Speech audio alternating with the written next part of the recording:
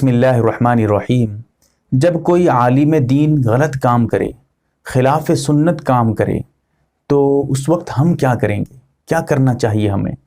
ذرا اس کو سمجھنے سے پہلے چند باتیں بہت اہم ہیں، جاننے کی چیز ہے۔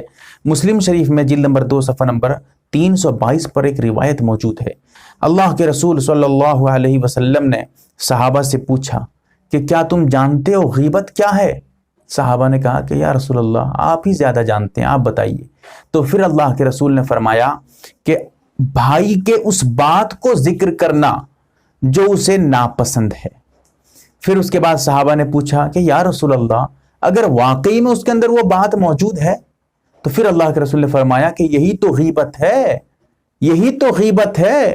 اگر اس کے اندر وہ بات موجود ہی نہیں اور آپ بیان کر رہے ہیں تو پھر وہ بہتان ہے۔ حدیث میں آیا ہے، یہ صاف صاف حدیث ہے۔ اب اس سے کیا پتا چلا؟ اگر کوئی عالم دین کوئی غلط کام کر رہا ہے، خلاف سنت کام کر رہا ہے، اور عوام بیٹھ کے بات کر رہی ہے آپس میں، دیکھو غلط کام کر رہا تھا، دیکھو میں دیکھا تھا وہ سنت کے خلاف اس طرح کام کر رہا تھا، سمجھیے کہ غیبت۔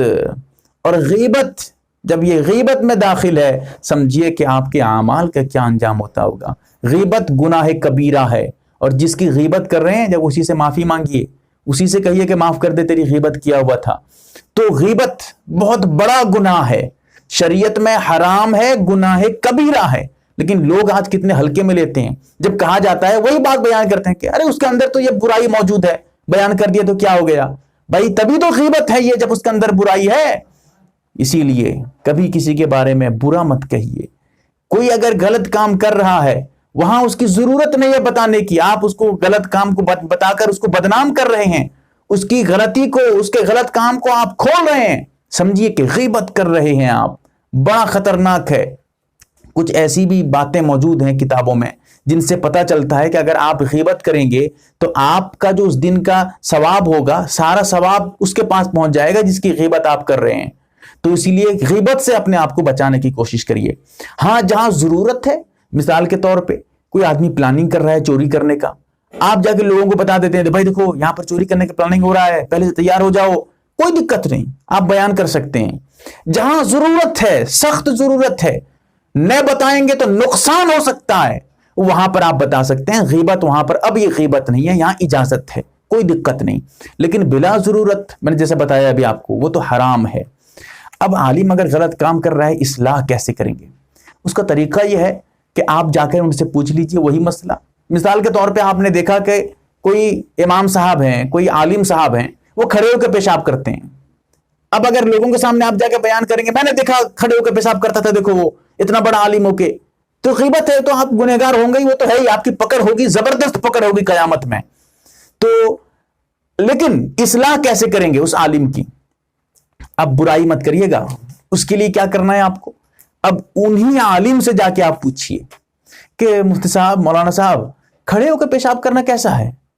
نہ کھڑے ہو کے پیشاب کرنا اچھا نہیں ہے، منع ہے، جو بھی ہے وہ بتا دیں گے۔ جب 2-4 آدمی مسئلہ پوچھ لیں گے تو وہ عالم خود بخود اپنی اصلاح کر لے گا۔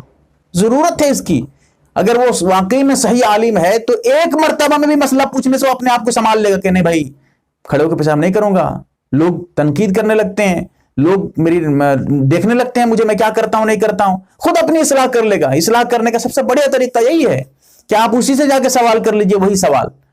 تو ایک تو یہ ہے، دوسری بات یہ ہے، یہ بھی ہو سکتا ہے کہ کسی مجبوری کی وجہ سے وہ کام کر رہا ہوگا، جیسے پیر میں درد ہے یا کسی اور وجہ سے، کوئی بیماری کی وجہ سے بیٹھ نہیں پایا ہوگا، کھڑے ہو کے پیشاب کر دیا ہوگا۔ تو اگر لوگوں کے اندر غلط فہمی ہوگی تو سوال کرنے سے اس غلط فہمی کا بھی ازالہ ہو جائے گا، غلط فہمی بھی دور ہو جائے گی، ایسا بھی ہو سکتا ہے۔ اسی لیے کہنے کا مقصد تھا برائی اور کسی کی غیبت کرنے سے خود کو بچائیے اور اصلاح کرنے کی کوشش کریے۔ اللہ تعالی ہمیں سمجھنے کی توفیق دے، آمین یا رب العالمین۔